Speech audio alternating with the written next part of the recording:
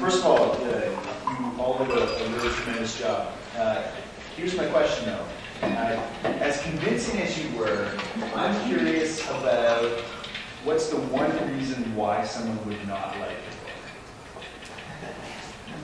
Well, mine's about nipples. Actually, when I first got this book, my boyfriend read the cover and said, "For a novel about boys with nipples, are you serious, Grace? Really?" Yeah. And he read the first few pages, and he went, "Oh, like I went through all of this. I get this."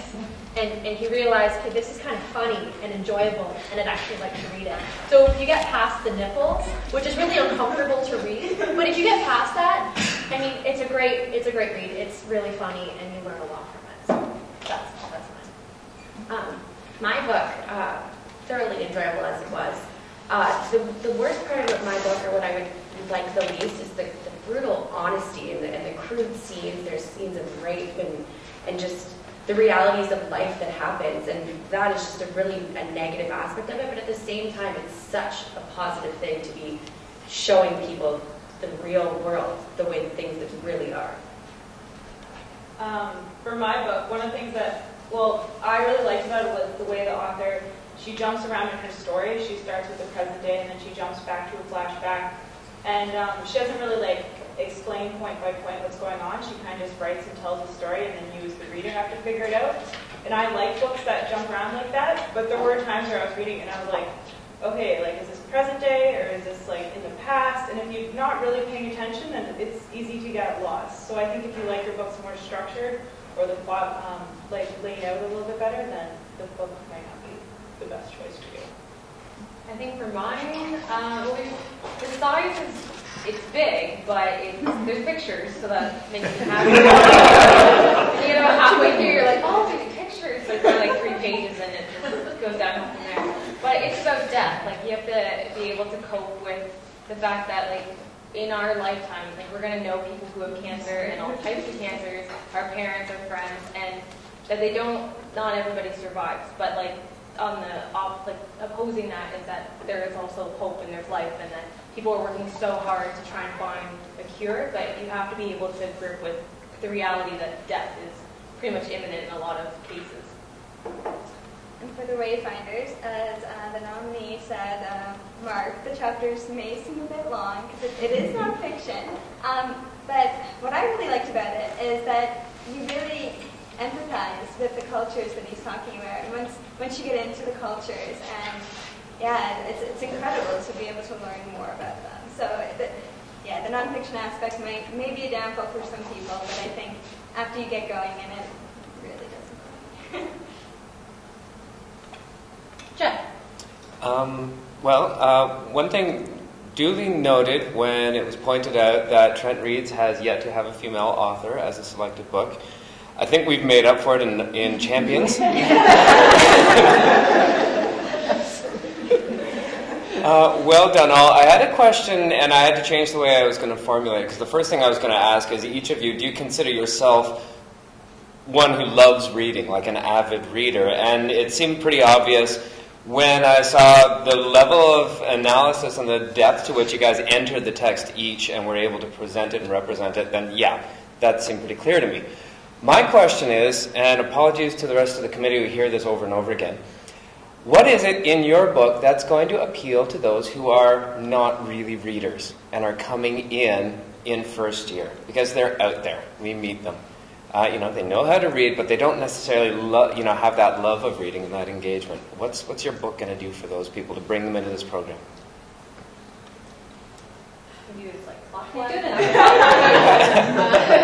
I'll go first. I think mine is the best thing about mine is that it's current. That it's so, nobody knows, nobody understands cancer, nobody knows what it is. We have all these foundations and we're raising money, but what are we raising money for?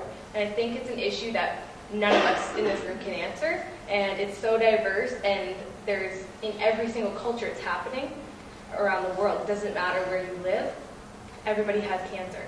So I think it's sad, it's not really the most uplifting thing because but it's, it's true that people can relate because it's in the news every day and we see it, you know, we talk about it and with our grandparents, our parents.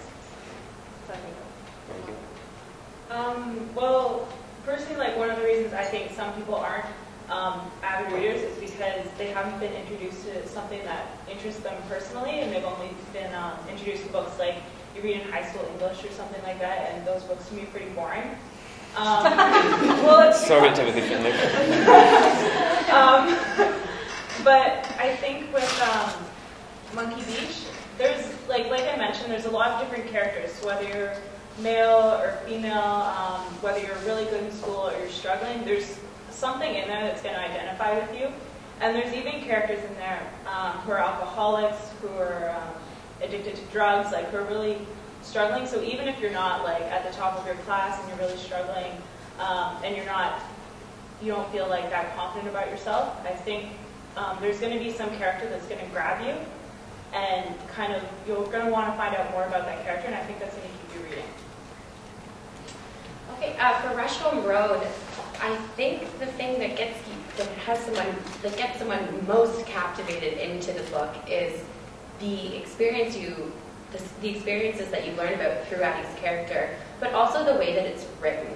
Because of the crude style, the way that it's just in your face, giving you what happens straight up. It almost reads like a piece of gossip, like a bit of like you're waiting to hear what's going to happen next, and you're along the ride with Addie to learn about her past and learn how she deals with her present.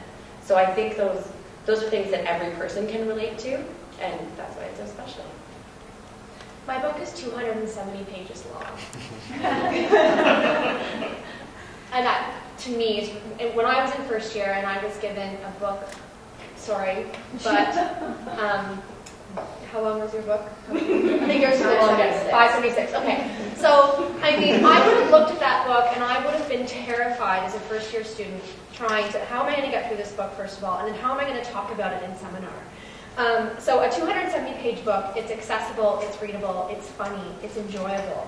And people, they can see themselves in this book.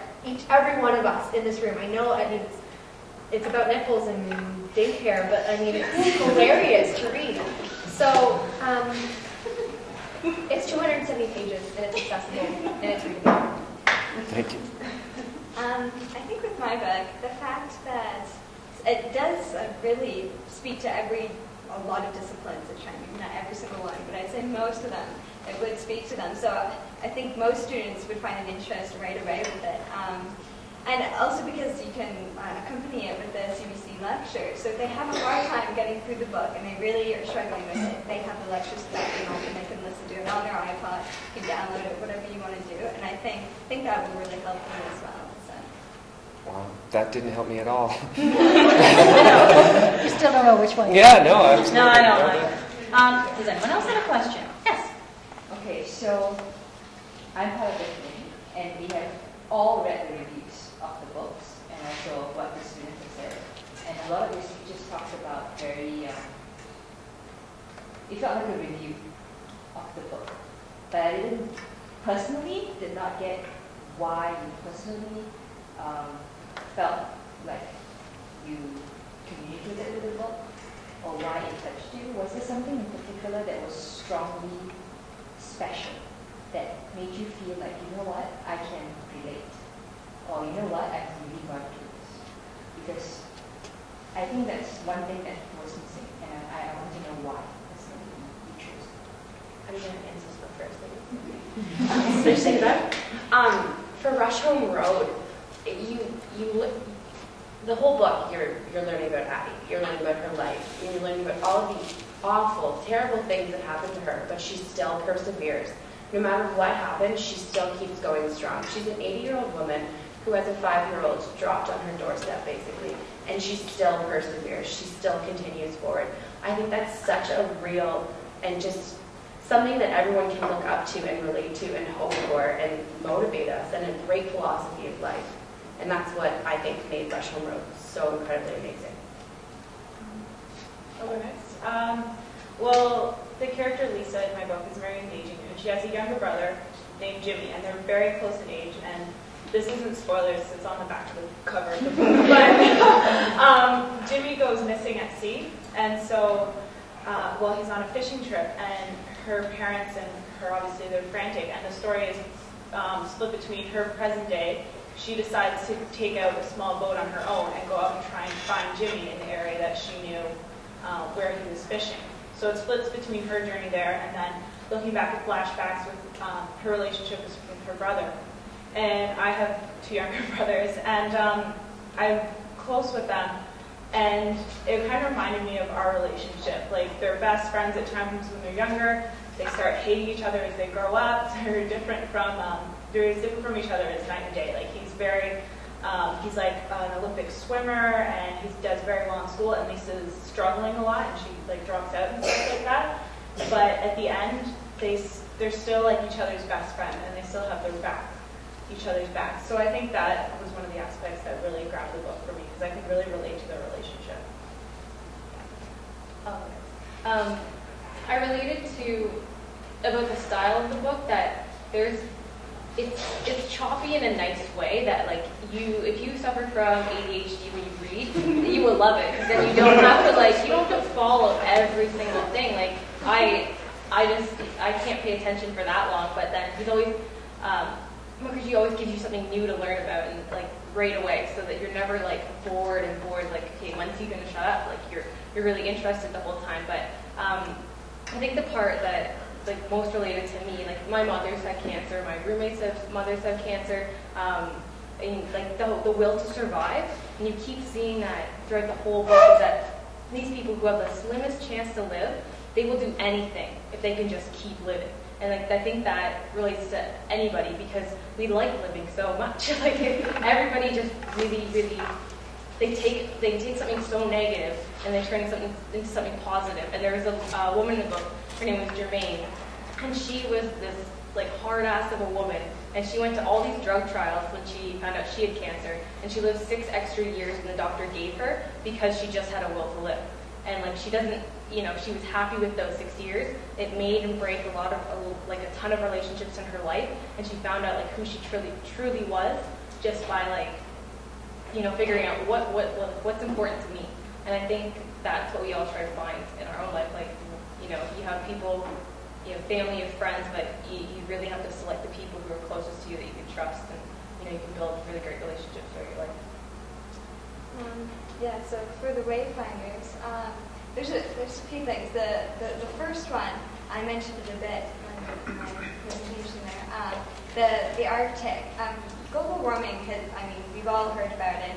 Lots of academic, educational speakers and things. But when he talked about how Theo looked over the landscape and he had a tear in his eye, and he was talking about the hunting season, how much it's been reduced in the Arctic, that really hit me. And also, it was so interesting learning about the Wayfinders too, and about how they use the stars and the tides, and just being able to feel the way that the boat is rocking and things, to learn how far away they are from land. It was so interesting and compelling, and yeah, it really moves you when you're reading it, and you really get drawn into these cultures, and you want to spread the knowledge. You want more people to read about it and learn these things too. I personally learned a lot from this book. It gave me a chance to reflect on my university career over the last 4 years, and coming into university, I thought I had it all figured out. And September in first year kind of shook my world a little bit, and I've slowly been building ground and building ground. I'm still kind of on one foot. I'm not really sure what I'm doing next year. But this book teaches you a lot about yourself in general. Okay, I can't get the last line away, but okay, so I'm not going to read it. Okay, so he never uses the word gay in this book. He never says I'm gay. He just realizes, I'm different, and there's something about me, that there's something special about me. And I think that for someone in university, you have to realize that you're not going to be able to figure everything out. There's so many different bits and pieces from different courses and different lessons you're going to learn. You're not going to be able to figure everything out right away. And I think that's what this book has given to me, that even though I don't know what I'm doing next year, but I'm going to be able to figure it out because I have confidence in myself, and I'll be okay. Like Peter Paddington will be okay.